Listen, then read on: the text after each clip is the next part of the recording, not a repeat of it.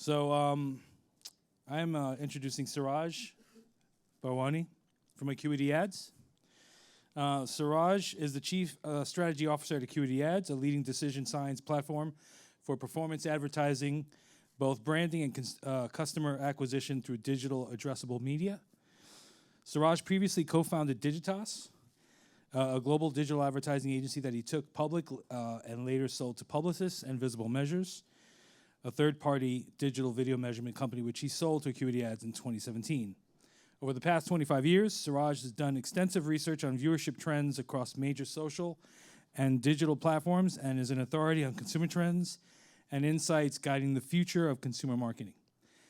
Another thing that I learned from him, because I always like to get little tidbits, is that he actually got a degree in AI back in 1987. On top of that, he also worked on the algorithm for what was it again? Machine learning. He actually worked with DARPA. Anyone know what DARPA is? DARPA is the government division that actually creates technology. So all the GPS stuff was done by DARPA back in the 70s or the 60s. So this guy's really brilliant. I'm glad to bring him out. Please welcome Suraj.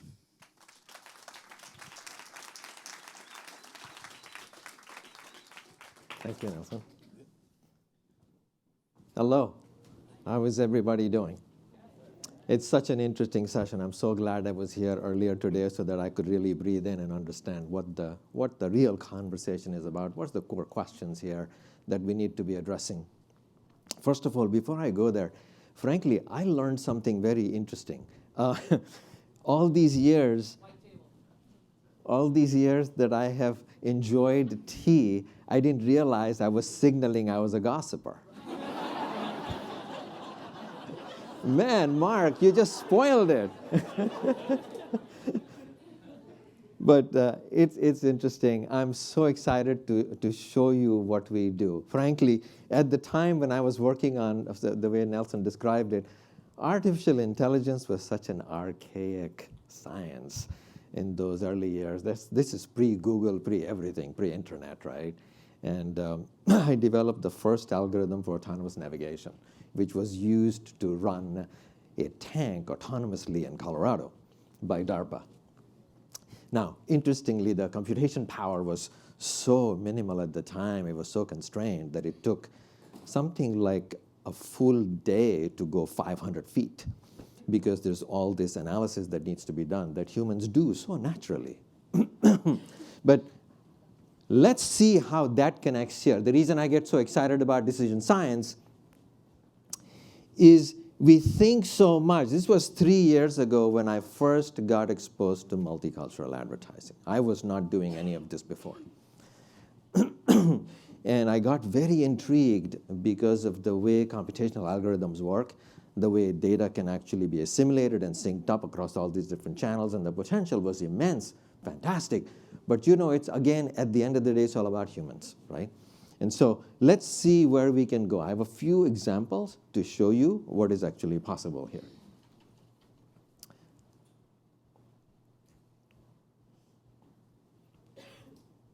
Sound, sound, sound. Do we have it?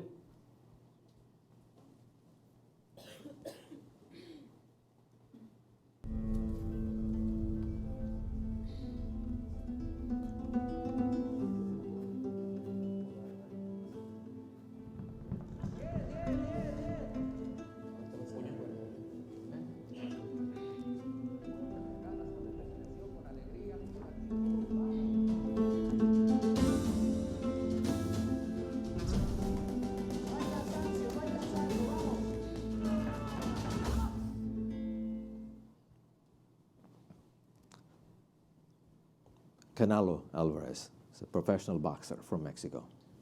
If Hennessy is going to be using him as the pitchman for the brand, what ambitions do you think they could have? They're going after the US Hispanic market. What is it about this man? What all does he embody? And how far can the reach really be of this video? How would you know?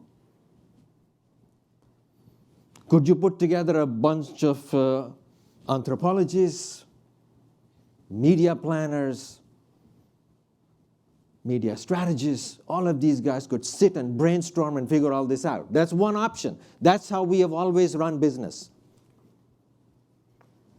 I am going to question that. Not that you shouldn't do that. I'm saying you have another option. What is that? Let's see. Today I have a proposition.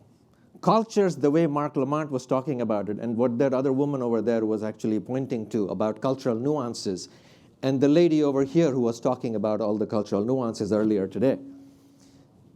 It's bubbling up. Everybody wants answer. We call it, there is a culture DNA in every culture, not just ethnically oriented cultures. It's any subculture, any microculture. Every form of marketing at the end of the day is culture marketing. How so? Let's see. First of all, if you just focus on the US Hispanic, this fact is well known. Everybody's talked about that. You focus on language as a component of culture, man, you're missing out a big opportunity. At best, you're reaching about a third of the population. Okay, let's move on. So Hennessy could have gone with just language and essentially missed the opportunity. What else is possible here? How about this? There's something about sports. He's an athlete. He's a celebrity. It could be about fashion. It's about nutrition. It could be about holidays, literature, his religion. It could be about music. It could be fitness, foods, drinks, purpose that drives his motivation. You see, this is real. This is culture. That's what you were referring to. Yes, I know, I heard it. But how do you get to all of this? We all know if we could do it, we could scale big time. Right? You agree? We could scale. That's the consistent, persistent issue we hear. Scaling is hard unless we get somehow beyond language. Okay, we call it, to really want to get to it, you need to be decoding the culture. How do you decode it? We claim there are 4 fundamental elements of decoding culture. 1, passions. How do you figure out what drives people in that culture? 2nd, interests. What are predominant interests? 3rd, intent. What did they intend to do? What is top of mind right now? And finally, affinities. Affinities to specific brands. Let me give you illustrative examples of data sets that are currently available to tap into these 4 components of culture. Are you with me so far? Yeah. Let's go there. Okay, number 1, let's look at passions. We are going deep into culture at this point. So, okay, how do you discover people's passions? You see, throughout the last few hours, what have you been hearing? What did Nielsen tell us? I'm so sorry, I didn't catch your name. Muriko. Muriko, when she started her presentation, what was she showing you? The stuff about content. What really gets people excited about, right? If you can discover people's passions by knowing what it is that they are watching at any point in time, there is so much to be learned about what drives them, right? Would you be surprised if the people who actually watched the Canelo video from Hennessy actually love to watch these videos as well? It's all about sports, all about fitness. All of these things tell you what really drives them any given day, right? That's one. Second, let's take a look at interests. Where do you find people's interests? Well, look at all of the stuff that happens on Twitter and elsewhere, the hashtags they use, the people they follow. Look at this thing.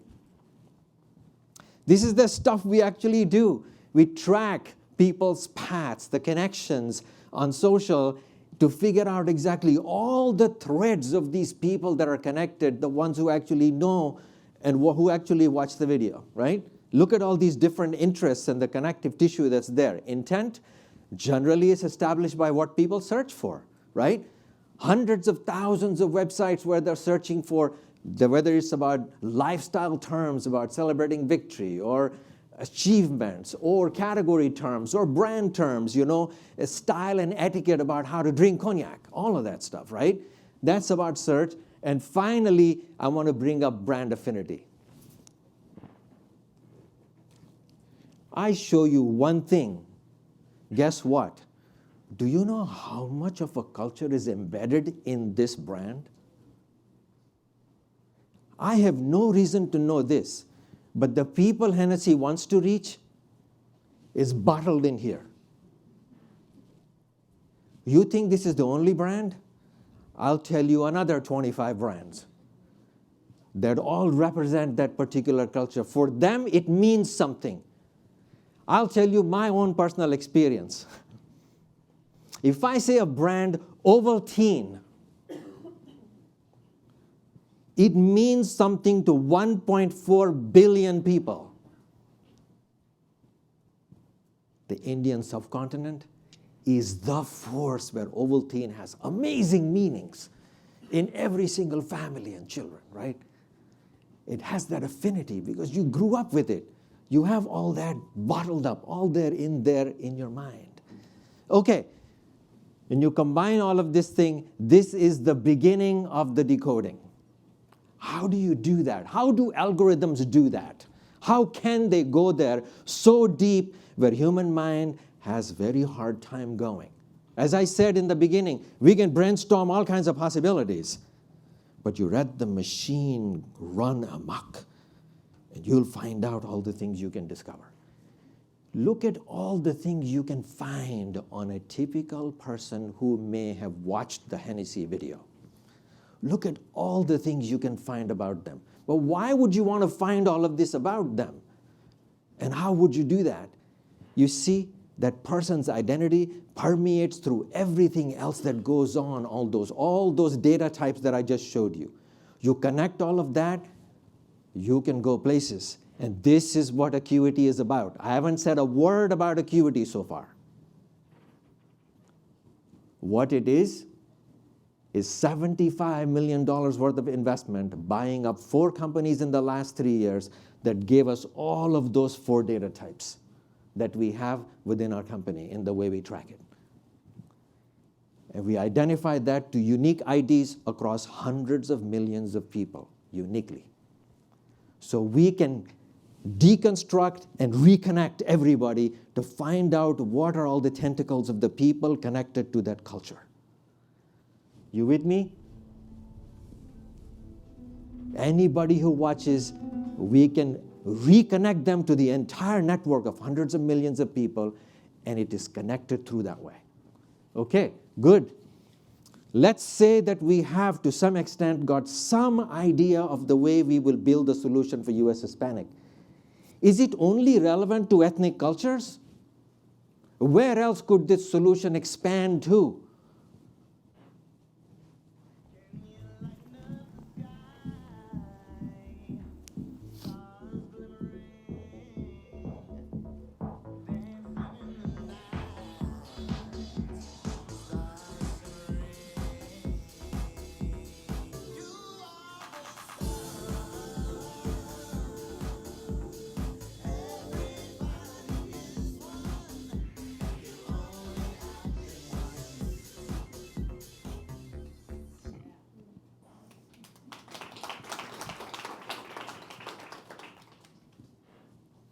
Okay, so this video could be relevant to any of these people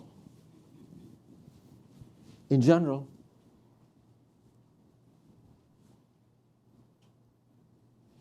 The brand would define the audience something like this: as an initiating targeting variables. But if you go through the decoding process that I just described to you previously, what would you find? This is how much specific it gets when you connect the people who have watched that video and all the other things that they do. Now you begin to get into places which would even be hard to predict. I have no idea what all those letters really mean. But the algorithm has detected that those words are meaningful to that particular subculture. And therefore, that's the way you find others who are connected to that culture. You with me? This is a very different way of decoding and driving down and growing the scale through the connectivity of the people who belong to that group. Something that would be hard to do. You couldn't brainstorm these things. All right. That's just about doing it, having the option. But the question always gets asked. A guy like Mike over there, Mike Torres, will ask the question, it's like, how do I tell my client that this actually works? How do I know that this actually expands my reach in a substantive way? Is there a verifiable way to do that? Right, Mike? That's your question. How do I validate?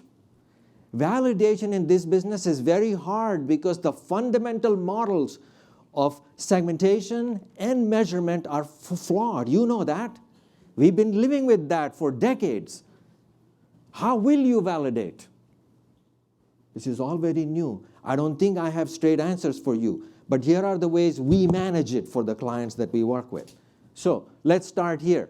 Simple things you can do. All right. We all know about third-party models, pre-segmented models that we have been working with. What have we been doing? Really, those are the things we've been doing. If somebody gives me US Hispanic or gives me LGBT models or whatever else they give me, somehow they are figuring it out by tracking what content they're watching and other things, and based on those assumptions, we get this model data. So what do? We take the model data and run campaigns side by side with the real-time data set that I just showed you to uncover the real audience. You find consistently that performance will be so much better. There are two reasons why the performance will be better. Number one, because the data sets I showed you were all real-time, updated every 60 seconds. Model data tends to be old, so that's one. Second is just much more richer data set. Here's another one. Go beyond clicks and stuff like that. This is really attention spans. Do people pay more attention when you really have something relevant to that culture? There it is. You can see that it over-indexes. All right, let's go further. Very specific example now on which we have applied the same principles. Strayer University offers online education, both undergraduate and graduate programs. We had the opportunity to work with these people. They're in a category which is not unlike many others, very crowded. 80 different university online education programs are available right now. How do you rise above that noise? Very, very difficult for these guys. And so they came up with the idea. I had nothing to do with it. They came up with this thing, and they brought in Queen Latifah, and her experience was extremely relevant for her to be the spokesperson for this. Check this out. It was always my parents' dream for me to go to college. And to this day, one of my biggest regrets is that I never finished. If you're the first in your family to go to college, if you took time off to raise your kids, or if you're in one career and you hear another calling, I get that, and Strayer University gets that. That's why we're teaming up to help the people that matter the most, the students. Let's get it together. Let's do this. Okay. How do you reach this audience that they want to reach? They want to reach women in a very specific demographic range who, for various reasons, could not continue the education because of family obligations, and therefore now may want to go back and continue to advance their own careers. Male, female, all combinations. I remember somebody from this side of the crowd earlier today asked a question. Many times we want to be able to overlay very fundamental, basic demographic variables on top of cultural ones. That's a very good question. Let me show you. This was a great example where we had to do that. There are all these variables about the education, about the demos, all of those other things that we had to overlay with people who would connect with Queen Latifah. Those all got brought together in the same way we did that. showing video to a few thousand people, decoupling that, decoding that, connecting it through all the data sets that we have, and having this level of rich information on every one of those. And the results were, number one, look at the share of voice that got drove from before and after. Most importantly, we did the Nielsen overlay on this thing to actually prove that the lift in perception was significant based on anything that this brand had ever done in the past. One more thing, this is one of those full journey, full funnel experience, which was nothing really good happens here unless you drive enrollment. Remember, the enrollment decision is anywhere between a $50,000 to a $75,000 commitment when you commit to an education like this thing. That's a huge deal. It's a considered decision. And so to be able to drive real enrollments and drop the cost of acquiring that kind of person for 40, 50% less than the actual record and benchmark that the control that the company had is significant accomplishment in terms of what we have been able to achieve. Okay, so what have I said so far? Culture decoding is possible. You have to trust the algorithm. And it is possible to do that today if you have good, solid, rich data sources, real-time data sources, that the algorithm will come up with opportunity to expand your scale and reach into the culture far more significantly better and more painlessly for you than you putting together teams and trying to brainstorm all the ways to reach the culture. Not that one is better than the other or one shouldn't be done at the expense of the other. I didn't say any of that stuff. All I'm saying is this option is available to you today. We do that. We've been doing it for the last 3 years, and it's been working beautifully for us. Okay, before I end, I do want to thank Nelson, Mike, Gonzalo, and a few other people at Group M who really, really spent a lot of quality time with us to really expose to this level of thinking, which we have been able to then embed within our platform and use it for the benefit of our clients, both at Group M and elsewhere. I also want to thank the advertisers, some of whom you are actually here in this room, who've actually been able to experiment with it and given us the license to try these things and use the data side by side to prove it that this form of advertising and use of media data actually works far better than what they have been able to achieve so far. So there's a lot to be talked about here. Not that I have the answers to everything in this world, but at least what we have been able to accomplish here is significant from our perspective. Thank you so much.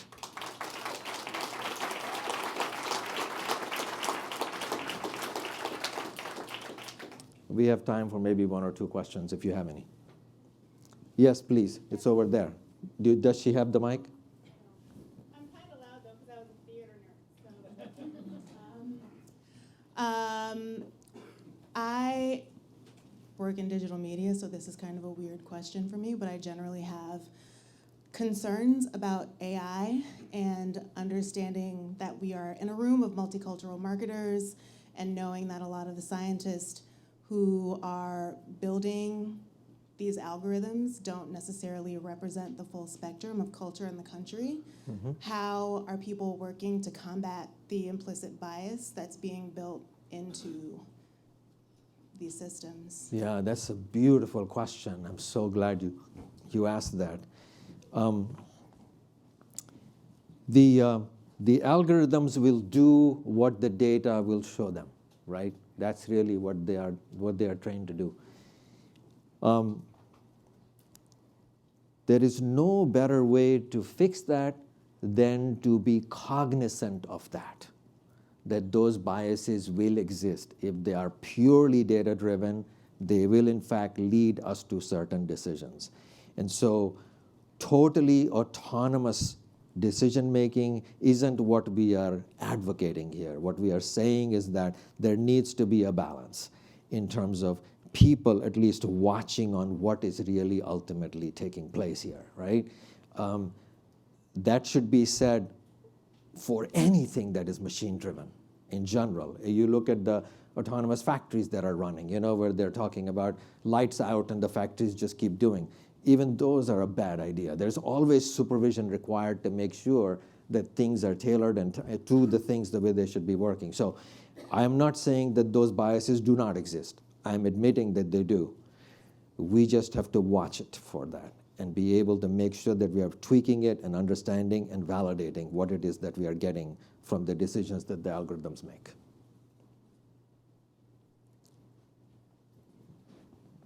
Actually, my question that I was thinking of kind of builds on what was just discussed. I was going to ask you, you've got the algorithm, you've got all this information.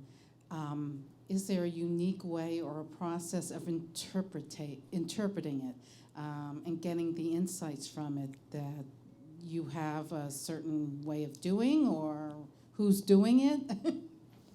Yes, okay. So it is very clear that a lot of you, and in particular you and others, have actually been studying this quite a bit. That's very obvious from your questions.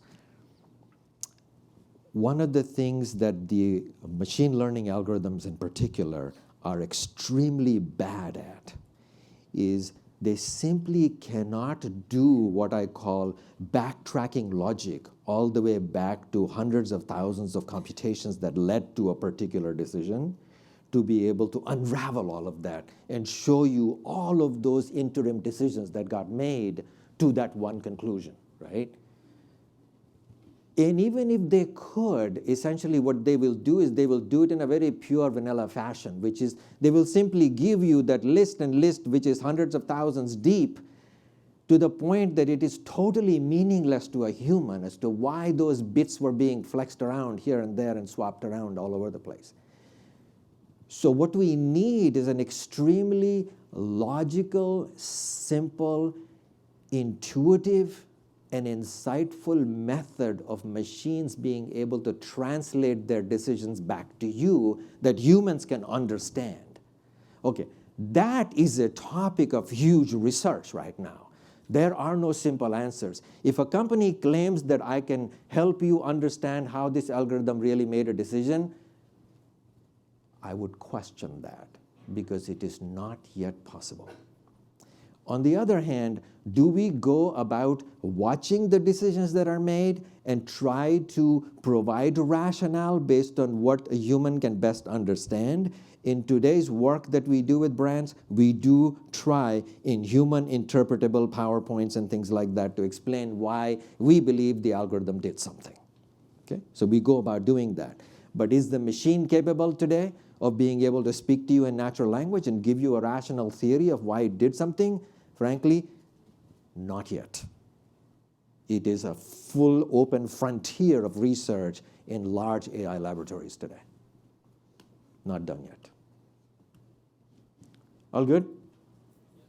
Yes? Great.